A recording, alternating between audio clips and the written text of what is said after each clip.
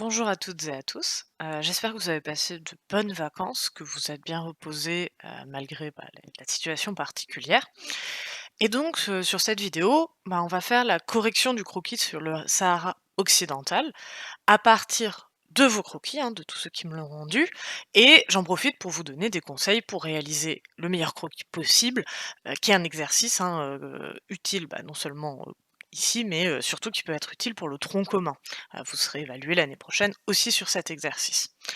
Donc voilà, je me suis appuyée sur vos croquis pour vous donner les conseils à partir des erreurs que vous avez fait. Donc déjà, on va dire, 1 chose qu'on va regarder, c'est l'action de l'organisation de la légende.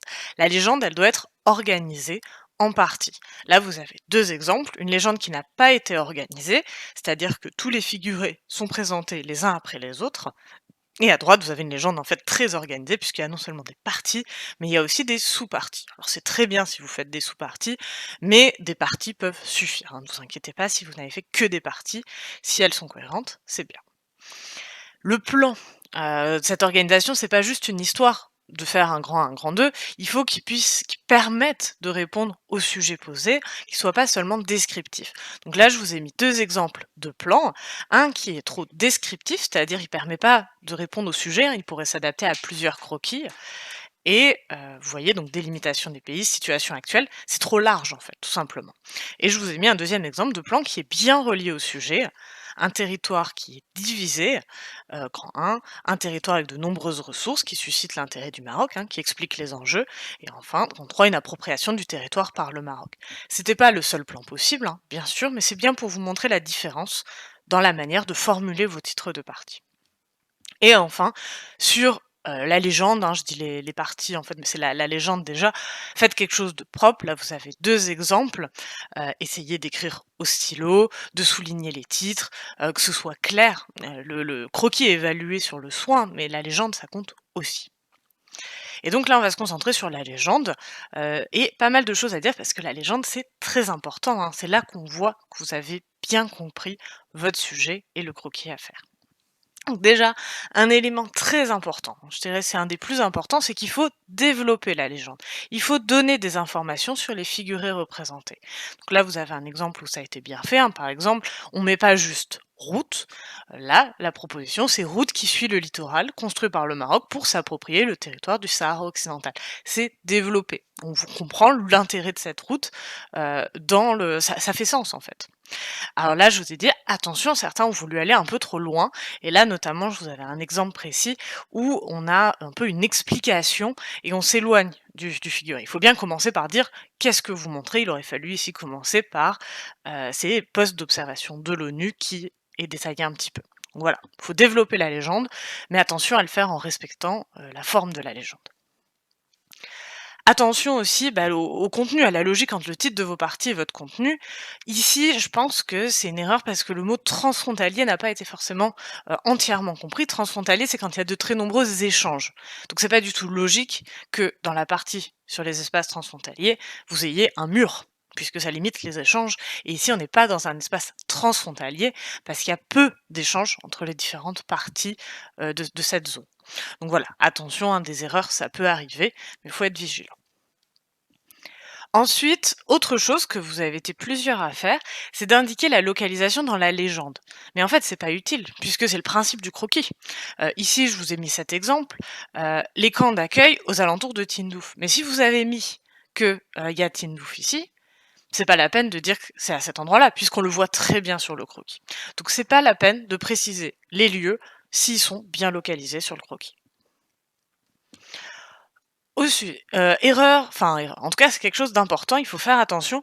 Tous les figurés du croquis, ils doivent apparaître dans la légende. Par exemple, ici, il y a un figuré de route qu'on ne retrouve pas. Enfin, tous les figurés de la légende doivent apparaître sur le croquis. Là, vous avez un figuré de route qui n'apparaît pas sur le croquis. Et inversement, tous les figurés du croquis doivent apparaître sur la légende. Là, vous avez une zone colorée en orange qui n'apparaît pas dans la légende. Et ça, c'est un problème. Il faut bien que ça coïncide sur les deux. Ensuite, chaque figuré doit être expliqué individuellement. Ici, c'est une erreur qui est faite par rapport à ce qu'on avait fait avec le dégradé de couleur. Le dégradé de couleur, c'est possible, mais seulement si ça concerne, on va dire, un même élément. On avait fait l'exemple avec le niveau de vie, qui était fort, moyen ou faible, ou les prix, qui étaient forts, moyens ou faibles. Donc on a même un même élément, le salaire par exemple, ou le niveau de vie, et il est plus ou moins élevé. Ici, là, l'erreur, c'est que c'est des zones différentes, qui représentent des choses différentes et donc on ne peut pas, le présenter comme une seule, série, un seul dégradé. Il faut que chaque zone soit, expliquée, séparément. Voilà. Tous les espaces coloriés doivent correspondre à un figuré de la légende et doivent avoir un rôle dans l'explication.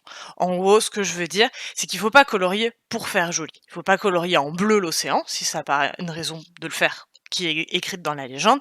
Il ne faut pas colorier, ici par exemple en vert, les autres pays, hein, l'Algérie, la Mauritanie, qui sont pas, enfin en tout cas, qui sont pas directement impliqués, qui n'apparaissent pas dans la légende. On colorie pas pour faire joli, on colorie parce que c'est un figuré précis qu'on veut faire.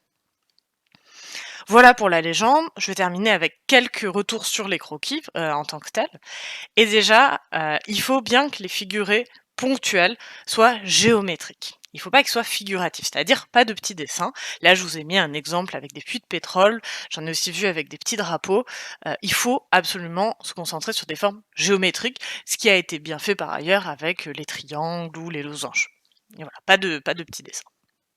Ensuite, il faut être précis sur la localisation de vos figurés. Ici, le tracé du mur des sables, il s'arrête trop tôt en fait, il remonte jusqu'en haut. Donc voilà, ça c'est une erreur qui peut arriver, mais voilà, il faut bien suivre, respecter les localisations de ce qu'on met sur le croquis. Ça, c'est plus un conseil, on va dire, esthétique, mais le croquis, c'est aussi de l'esthétique. Pour les grandes surfaces, on va plutôt conseiller de faire du coloriage, un coloriage léger, plutôt que des hachures, parce que dès qu'il y a beaucoup de figurés, le résultat devient moins lisible. Ici, ça reste lisible, hein, mais globalement, il faut privilégier plutôt, du coloriage sur une première couche, quitte à rajouter des hachures par-dessus si besoin ou si la zone est petite. Ensuite, je voulais revenir sur le soin, hein. Le soin, c'est un critère important. J'ai vu plusieurs beaux croquis. Le coloriage, il vaut mieux qu'il soit léger, il faut qu'il soit régulier, il faut pas qu'on voit des gros traits de crayon. Les traits sont faits à la règle, on fait pas de rature, on fait des figurés propres, hein, dessinés avec soin. Là, je vous ai mis 2 exemples, avec des caractéristiques qui font que ce sont de jolis croquis. Le choix des figurés aussi, il est très important, et il y a des choses qu'on peut pas représenter. On peut pas représenter une idée abstraite. Ici, vous voyez, il y a un figuré ponctuel pour les conflits. En fait, les conflits sont pas juste là ou juste là. Les conflits, c'est une zone de conflit. Donc vous pouvez pas mettre un figuré ponctuel pour le conflit. Ça implique une localisation précise. Là, j'ai mis un autre exemple, une double flèche pour une alliance entre le Sahara occidental et le Maroc pour lutter contre l'Espagne. C'est quelque chose d'historique et la flèche, elle représente plutôt un échange. Donc ça ne marche pas parce que là, c'est, on va dire une alliance qui a eu lieu il y a longtemps et qui a pas de conséquences, d'échange actuels. Donc voilà, il faut faire attention, il faut faire les bons choix. Il y a des choses qu'on ne peut pas représenter. C'est normal, c'est un croquis, hein, il y a des choses, abstraites qu'on ne peut pas représenter. Donc voilà, faites attention à bien réfléchir à ce que, les choses que vous allez représenter soient adaptées. Pour la fin, quand vous terminez votre croquis, il faut bien compléter tous les éléments de la nomenclature. La nomenclature, c'est le nom qu'on donne aux noms de lieux, en fait. Donc les pays, les villes, les mers et les océans. Donc là, vous avez une nomenclature où on voit bien le nom des différentes régions et des différents pays, mais il manque les océans et les villes. En revanche, il faut pas le mettre dans la légende. Là, vous avez un exemple, vous voyez Sahara occidental, océan Atlantique, c'est un océan. Ça, il faut pas le faire. En fait, vous le mettez directement, mais ça ne fait pas partie de la légende. Ça apparaît que sur le croquis. Et donc, 2 petits conseils, pour terminer sur les remarques sur vos croquis. Attention au choix des couleurs, c'est pas que c'est faux, mais on privilégie par exemple plutôt le bleu pour des éléments liés à l'eau. Faut essayer de voir un peu, c'est des choses qu'il faut savoir, hein, mais voilà, par exemple le bleu, c'est plutôt pour l'eau. Et là vous avez un croquis, hein, qui est très joli au demeurant, mais tous les figurés sont noirs, hein, il faut pas hésiter à varier la couleur des figurés aussi, pour avoir, on va dire, des choses, on va dire plus lisibles, où ça fait plus ressortir les différents figurés. Donc voilà pour tous les conseils, hein. J'ai voulu utiliser tous les croquis que j'avais reçus, donc j'ai mis plein de conseils. Il y en a qui sont plus importants que d'autres, mais si vous avez tout ça en tête, vous êtes absolument sûr de réussir un très bon croquis. Et pour terminer, je vous fais une proposition de correction, pour que vous puissiez voir un peu ce que ça peut donner si vous avez eu des difficultés avec ce croquis. Donc voici, bah, un croquis, que j'ai fait. Alors le scan transforme un peu les couleurs, mais vous devrez retrouver et une proposition de légende. Voilà, donc si ça vous intéresse, prenez le temps de la lire, de comparer avec ce que vous avez fait et voilà. Je vous souhaite, une très bonne journée, une très bonne semaine.